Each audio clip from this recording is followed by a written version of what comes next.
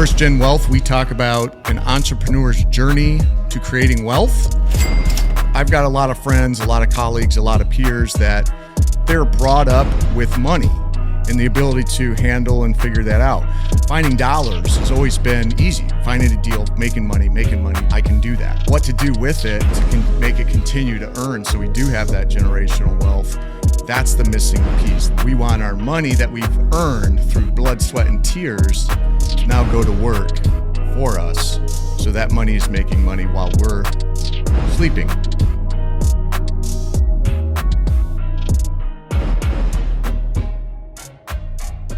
Hello, welcome to First Gen Wealth. I'm Randy Woodworth. This is episode 7.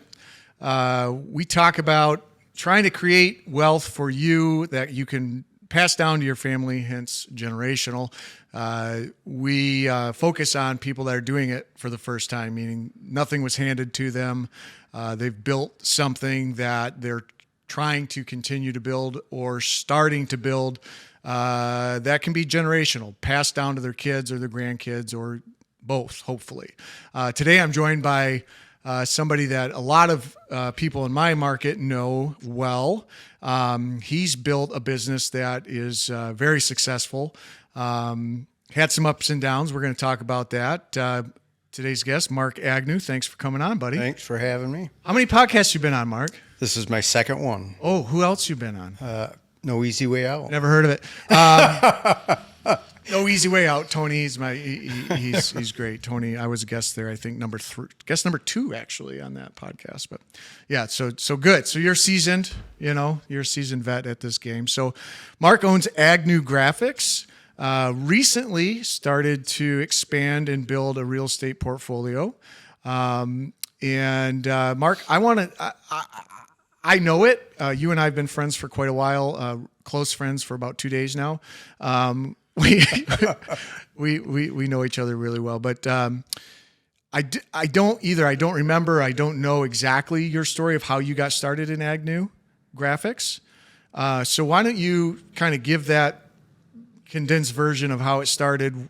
Talk about where you were and where you are now. Well, I have to dig deep, like some. You take your ginkgo. You take your ginkgo. Yeah, we started in 1985. I started in 1985.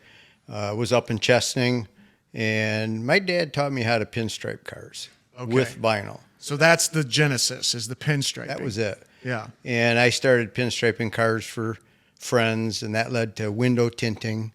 And I did some window tinting for an electrician friend of mine. He's passed away now, Ed Mahoney from Mahoney Electric. Yeah. He was good, and he said, you should get business cards. So I did. I went to Saginaw Valley Printing, got business cards, and there it was. So that just led to, graphics and vinyl, and eventually went to LCC for graphic art and design, and here we are. Wow. 38 years later. So when did you move from Chesaning to the spot on North M52? 89. Well, I moved in 89 to Owasso, and we operated out of our apartment basement. Oh, wow. Which had a 5-foot ceiling. Love it. Yeah. So we were down there. Well, you can fit in a 5-foot ceiling. Yeah. I can't.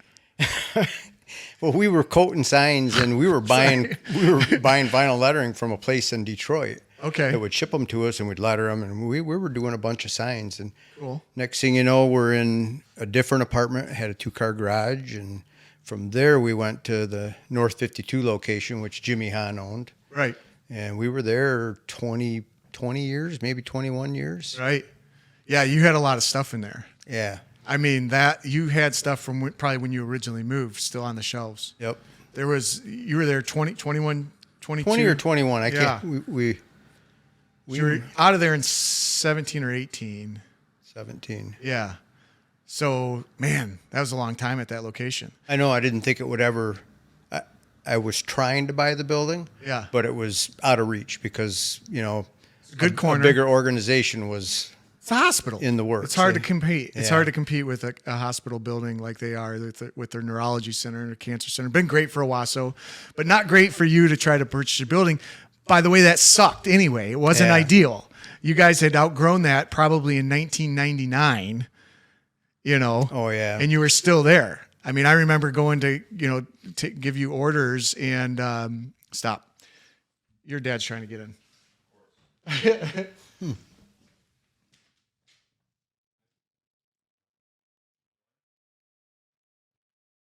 You're really distracting me. So, What's up? yeah. Good. Yeah. Sorry. Do we got a timer going? All right.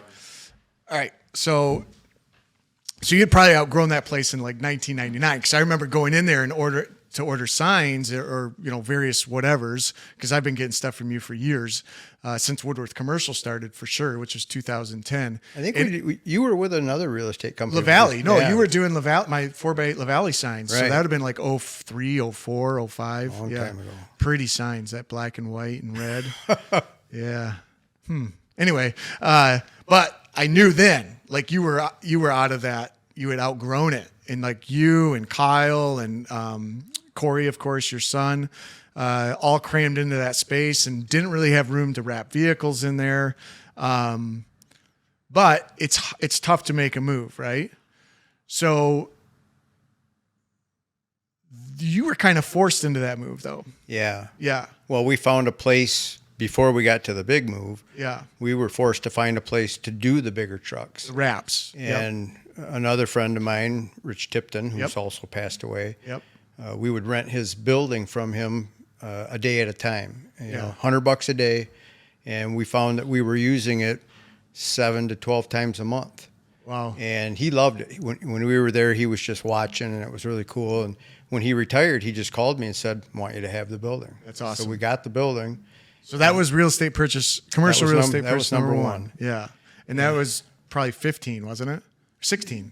It was very close to the big move. We had it for 3 years before we. Gosh, it was that long? Yeah. Wow. Okay. Yeah, I'm in my 6th or 7th year with that building. Yeah. But we had 4,000 or 5,000 square foot worth of material and equipment at that shop, North 52. North 52, which was 1,400 square foot. Yeah. And I remember. And it was not like the most well laid out 1,400 square feet. No, it was it's amazing that we were able to make it work there, but we did. Yeah. And we tore the house down up front for more parking. And Yep. and Jimmy Hahn was the best guy ever. Anything I needed or wanted, he said, just do it. Yeah. So we got to a point where Jimmy was in the hospital. He wasn't going to make it. The hospital was closing in on the deal, and I called you. Yep. I said, I got to do something. Yep. So that was the second go at it. Yeah. Because you remember we were looking at that building down on South 52. That's right. Yeah, you were close on that. Oh but my that was gosh. prior, because you knew, like, that would have been 2015. That was probably right around the time Tipton happened. That was before, just before Tipton. Yeah, so you knew you had outgrown that space. That was an 8,000 square foot space. It was a little bit more expensive. Very cool building. It was very cool, good location, but it didn't have like a big truck bay stuff like you've got. No, now, it was so- low ceilings, and we were thinking about cutting the floors, so you drove yeah, all down kinds of in. crazy We stuff. were trying to come up with ideas, but it didn't work out, and I think it was for a reason. Well, yes, it was. I mean, getting the Tipton building was. but it got you looking, which was important. It got me frustrated because you wouldn't pull the trigger, but that's okay. I learned like that was for me. It was like it has to make sense for the client. It can make all the sense in the world in my head, but if it doesn't make sense for the client, it's never going to make sense. It's not going to be a deal. So it was something for me that I kind of took away from that transaction. That transaction that wasn't Right. But you knew that I was there to help. And so when the deal with the hospital was going through up there on the corner on North 52, you're kind of like forced to now, hey, we got to do something. We got to do something. I think you helped me make an offer to Jimmy Hahn, which Yes. didn't amount to. I mean, it didn't materialize. No, it didn't. I mean, that at the end of the day, I think he was trying to, for better or for worse, be a good steward to the community. Mm-hmm. I really do. And he thought the hospital should have that. Yeah, he wanted him to have it all, and he always wanted them to have it. Yeah, And it's another one of those. It happened for a reason. Yep. Because the direction we ended up going was the direction we needed to go. Yes. So he settled at 1905 West Main, out west of Owasso, beautiful building, and awesome opportunity from a landlord perspective because you got what you needed, a huge space, drive right through it if you want. Big parking lot so you can stage vehicles, which you've always got them out there staged. And then you had like this little office that you're able to sublet out or lease out so you could have some extra income. Because you remember you were very nervous. Jimmy Hahn, great guy and great landlord from their perspective, he didn't charge a lot of rent. Right. So you were in it cheap out there. I was. And you were a little bit, I'll say terrified. Yeah, it was. There might have been some Xanax taken. We had a lot of talks. Xanax or Valium or whatever. But anyway, yeah, no, it was nervous. You were extremely nervous because you knew what you were making, you knew what you had been paying, and that was a big jump. It was a big leap. And I just said, Mark, we can do it. And the other bonus that building had, that property had, was a house you could rent, right? Yep. And wasn't somebody living in there when you bought it? Still there. Same person? Yep. You love them. I remember the day we walked in that building, and it was just expansive. Just no lights were on, and we're just standing there looking. I don't think we said anything to each other for 4 minutes, just looking. And I was just like, wow. And you're like, see? See? Yeah. And, then the wheels started turning, the drawings. And what do you think? Let's take this wall down. And you're like, why would you take that wall down? And we ended up with a great plan. Great plan, great layout. Yeah. So you're basically got into a situation there where your business required a bigger building, but you didn't look at it from just that perspective. You looked at an opportunity to have an investment. Mm-hmm. And the tenants that are there, both in the office and the house, pretty much pay. They pay the mortgage. They pay the mortgage. Yep. So your business is living rent free, although it's not, because as we've talked about, Mark has a holding company that's an LLC. Agnew Graphics pays rent to that holding company, and that's the way that should be structured. So he's getting rent from 3 tenants: the house tenant, the office tenant. What's the office tenant out there? Right now it's His Way Home Care. His Way Home Care. Yep, and then Agnew Graphics. So that's awesome. And then kind of dipping our toes on maybe number 3, right, Mark? Yeah, we are. We're looking at it. And we're looking at it. Talking with you about it. I mean, one, it's an industrial property. Yep. It borders my other industrial property. It's kind of a no-brainer. I let it go once. Yep. And I'm not going to let that happen again. Yeah. And I think the price is right. Yeah. And having 2 properties zoned the same, and then talking with... We've already got some opportunities brewing. Yeah. It's terrific. So now do you, I couldn't remember when I was thinking about you last night, as I often do. Oh yeah. I think about you too. Not really. No, but I was last night because this was coming up today. So I was trying to remember, do you have like housing rental properties, or did you at one time? We have another duplex. That's what I thought. I thought so. Yeah. Yep. So you've got 3, the duplex, the Tipton building, and the building you're in. Yep. Plus the house. Plus the house. So that's 4. And potentially a 5th. Yep.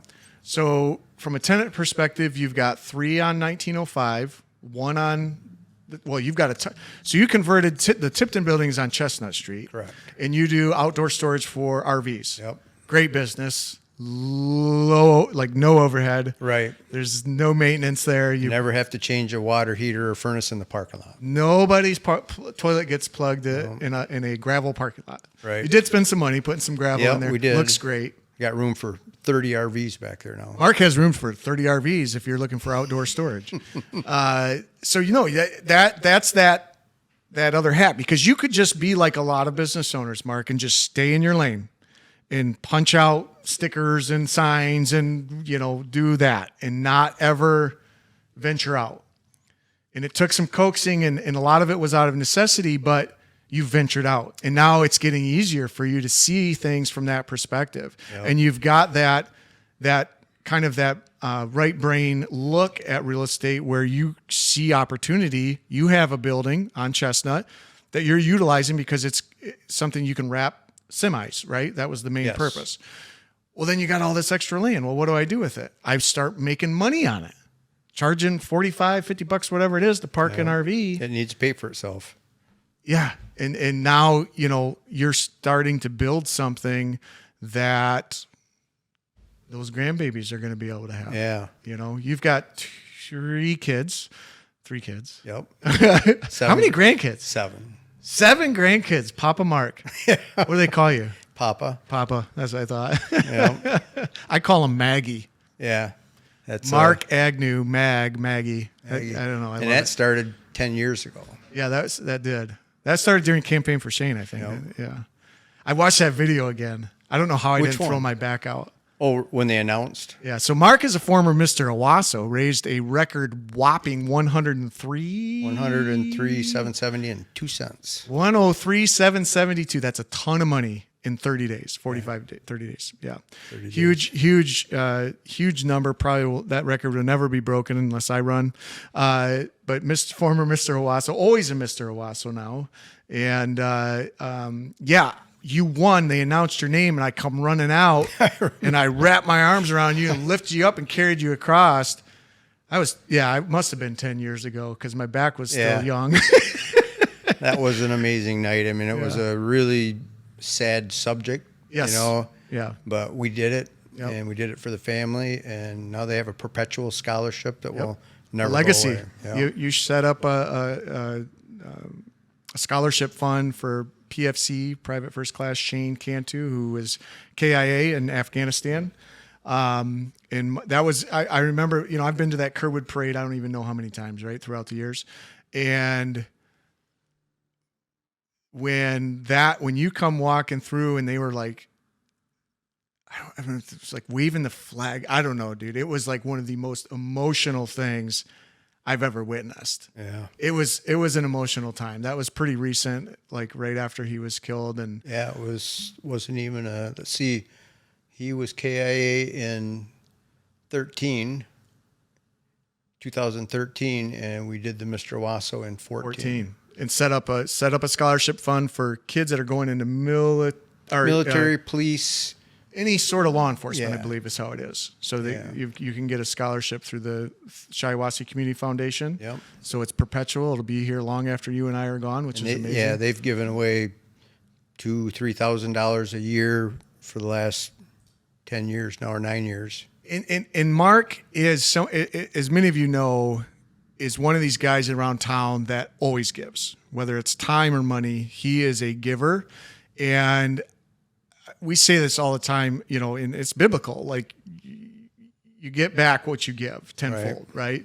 And your business is thriving, despite some very nervous moments right after you moved. I remember you calling me and freaking out that it was the worst thing you ever did, and now you can't keep up. Right. You can't keep up. We just hired a new person. She started today. Terrific. So his business is booming, and I contribute a lot of that to your kind heart and your giving, Mark. You are always out, man amongst the people. Your business is something that even if you didn't look at real estate as a path to wealth, you know, you can build a business that can be perpetual, that can be handed down. You've got family that's working with you. Someday, maybe if Corey wants it, it'll probably be his. If he, you know, mans up, Corey, and does no, I don't, just kidding. But you know, you've built something there since 1985. So 40 years, damn near. That's pretty impressive. That is a generational thing that you can pass down to your family. But the thing with that is somebody's got to keep working, right? Whereas these real estate buildings that you're starting to accumulate. Yeah, that's the money I'll live on when I retire. Yeah. And it's funny, 10 years ago, never thought about retirement. Just work. Go to work, go home, you know, do the things. Corey's been working with me since he was in 11th grade. Yeah, wow. And he's almost 40 now.